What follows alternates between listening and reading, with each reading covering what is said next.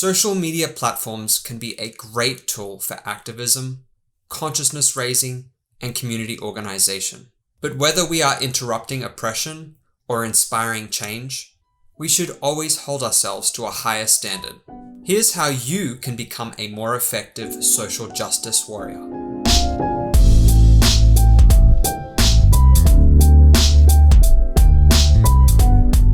Advocating for change ultimately means getting other people to revise their beliefs and their behaviors. This is only possible so long as we don't create a us versus them mentality. We do this, firstly, by treating other people as potential stakeholders in the change we want to create. How should we treat stakeholders? As nicely as possible. When we attack someone, we can trigger shame. People respond by either running away, shutting down, doubling down, or hitting back. Why?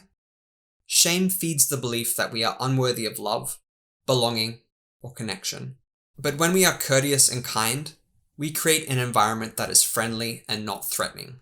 This environment is the first step towards mutual understanding. The reality is all of us have, at some point, been wrong. We can practice humility by choosing not to jump on other people's mistakes. When we lash out at others, we fail to acknowledge our own imperfections. Our lack of compassion towards others may stem from a lack of compassion towards ourselves. If this is the case, we would be better served by undertaking a self-compassion or meditation practice.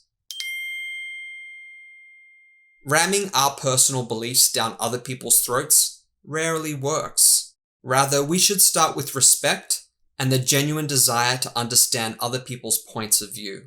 Online, this can be difficult, given true identities and motives are not always clear. But by asking questions, we may discover discrepancies in other people's beliefs.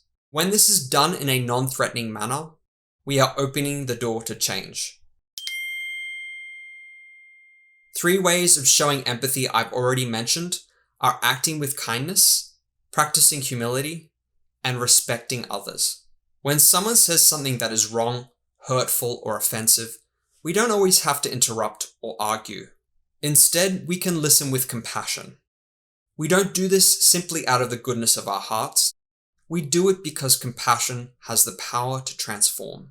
The premise here is that empathy should always come first. Correcting other people's perceptions can come later. Instead of condemning other people, we should ask them to clarify their meaning and intent. Rather than assuming, we explore. Intersectionality informs us that all of us have many potentially conflicting identities. These identities are not always obvious, especially to the casual observer online. This is why calling out someone for something like white privilege can be problematic. We don't necessarily know what the other person's experiences of privilege and advantage are. So it's important we be mindful about how and where we choose to spend our energy. Some people clearly aren't interested in dialogue. They may just want to debate, they may be trolls, or they may be spouting hate speech. In these cases, controversy with civility may not be possible.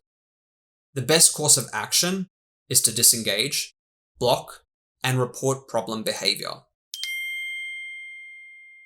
We all know by now that social media platforms use algorithms to filter their content.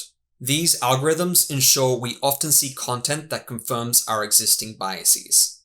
This is what experts call the echo chamber effect.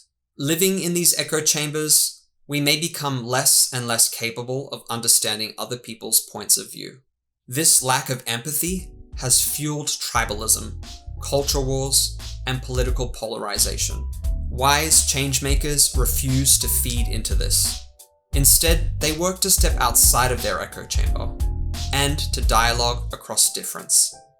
If you enjoyed this video, check out my blog post or any of the other links listed below, and please remember to like, hit the bell icon, and subscribe.